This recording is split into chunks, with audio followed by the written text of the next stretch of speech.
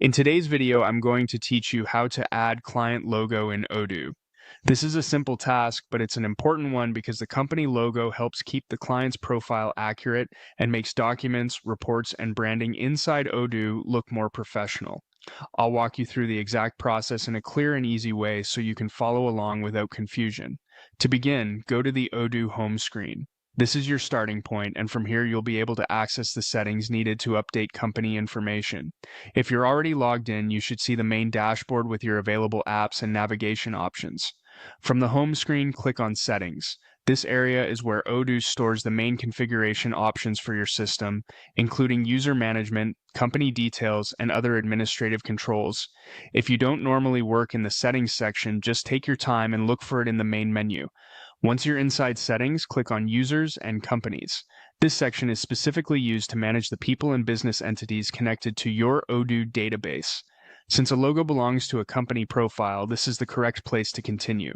Next, click on Companies. That will open the list of companies available in your Odoo environment.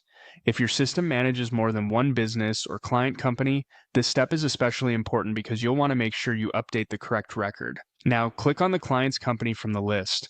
This opens that specific company's details page where you can review and edit its profile information.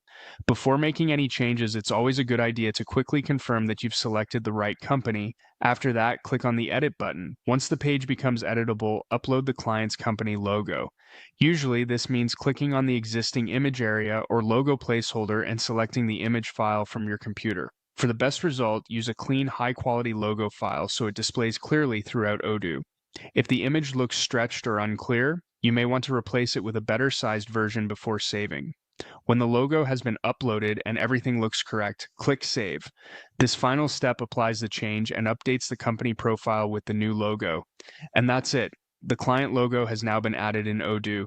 If you're managing multiple companies, you can repeat the same process for each one. Thanks for watching, and I'll see you in the next video.